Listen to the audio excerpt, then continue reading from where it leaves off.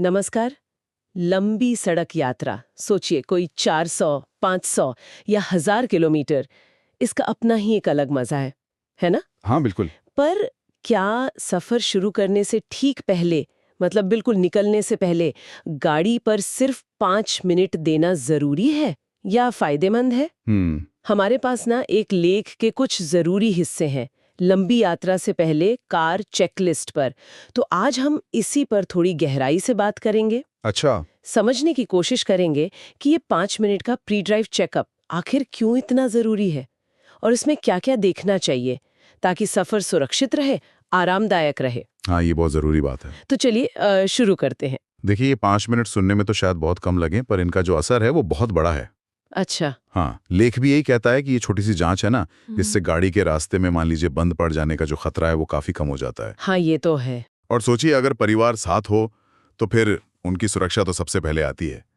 तो ये जो जांच है, ये एक तरह से मन को शांति देती है कि हाँ, गाड़ी ठीक है, भरोसे लायक है। सही बात है। मतलब तनाव कम हो जाता है यात्रा का। बिल्कुल। और पूरी यात्रा का अनुभव बेहतर बनता है। दिलचस्प बात यही है कि कैसे मतलब थोड़ा सा समय लगाकर आप बात की बड़ी परेशानियों से बच सकते हैं। तो इस 5 मिनट की चेकलिस्ट में क्या-क्या आता है? मतलब किन चीजों पर खास ध्यान दें? शुरुआत शायद इंजन और फ्लूइड्स से करें, जैसे बोनेट खोलकर इंजन ऑयल लेवल देखना डिपस्टिक से। हाँ, इंजन ऑयल तो बेसिक है। और लेख में शायद ये भी होगा कि ठंडे इंजन पर चेक करना बेहतर है, सही रीडिंग के लिए। हाँ, ये लिखा था। और कूलेंट, वो जो रिजर्व टैंक में मिन मैक्स निशान होते हैं, बिल्कुल। कूलेंट लेवल उन निशानों के बीच होना चाहिए। ये इंजन को ज्यादा गर्म होने से बचाता है। और हाँ, ब्रेक फ्लूइड भी, वो मिन निशान से ऊपर हो। और विंडस्क्रीन वॉश ऑफ फ्लूइड, वो भी जरूरी है, खासकर लंबे सफर पर, है ना? हाँ हाँ बिल्कुल। ये सारे फ्लूइड्स गाड़ी की लाइफलाइन जैसे हैं।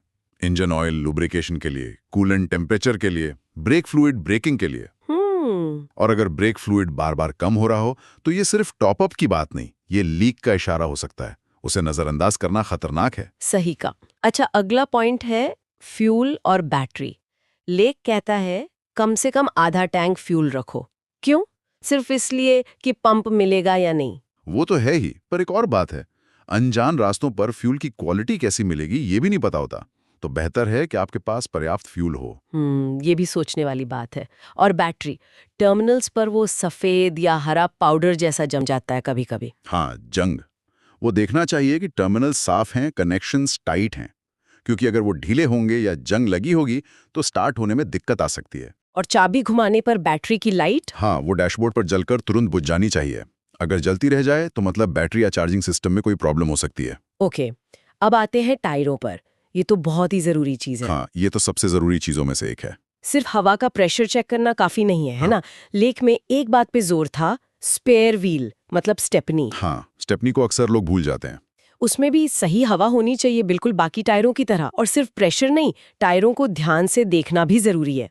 कोई कट, क्रैक, कील फंसी हुई या साइड में कोई उभार, बबल जैसा। बिल्कुल सही। हाईवे पर ये छोटी दिखने वाली चीजें बहुत खतरनाक साबित हो सकती हैं। टायर ही तो हैं जो गाड़ी को सड़क से जुड़े रखते हैं। हाँ, हाईवे पर टायर फटने के मामले अक्सर कम हवा या फिर टायर की कंडीशन ठीक न होने की वजह से होते हैं। और स्टेपनी, सोचिए रात में कहीं टायर पंचर हो गया और स्टेपनी में हवा ही नहीं है, कितनी बड़ी मुसीबत। ठीक है, पानी सही से स्प्रे हो रहा है। हाँ, बारिश में खराब वाइपर तो बहुत मुश्किल खड़ी कर देते हैं। ये सब सुरक्षा के लिए जरूरी है।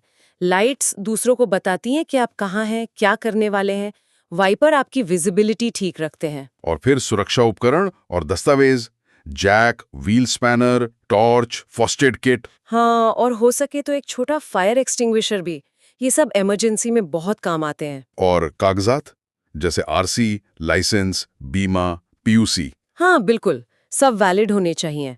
आरसी, ड्राइविंग लाइसेंस, इंश्योरेंस और पीयूसी यानी पोल्यूशन अंडर कंट्रोल सर्टिफिकेट, इनकी वैलिडिटी जरूर चेक कर लें। ये ना हो तो जुर्माना तो लगता ही है और किसी अनहोनी में प्रक्रिया भी मुश्किल हो जाती है। सही बात है। ये सब चीजें मन की शांति के लिए भी जरूरी हैं। और आखिर में केबिन कंफर्ट, एसी या हीटर ठीक काम कर रहा हो मौसम के हिसाब से। हाँ, लंबी ड्राइव में ये थकान कम करता है। और सबसे जरूरी driving position, seat, steering, mirrors सब ठीक से एडजस्ट कर लें। हाँ, सही ड्राइविंग पोजीशन से आप ज्यादा अलर्ट रहते हैं, थकते कम है। तो कुल मिलाकर देखें तो ये जो 5 मिनट की चेकलिस्ट है ना, ये सिर्फ गाड़ी की मैकेनिकल तैयारी नहीं है। ये असल में एक तरह का रिस्क मैनेजमेंट है। आपको एक आत्मविश्वास मिलता है, एक मानसिक शांति मिलती है कि हाँ, मैंने अपनी तरफ से पूरी तैयारी कर ली है। तो मतलब सार यही है कि किसी भी लंबी यात्रा पर निकलने से पहले ये 5 मिनट का रूटीन बना लेना चाहिए, है ना? बिल्कुल। ये छोटी सी तैयारी आपको रास्ते की कई बड़ी मुश्किलों से बचा सकती है और आपकी यात्रा को सच में यादगार बना सकती है। निश्चित रूप से।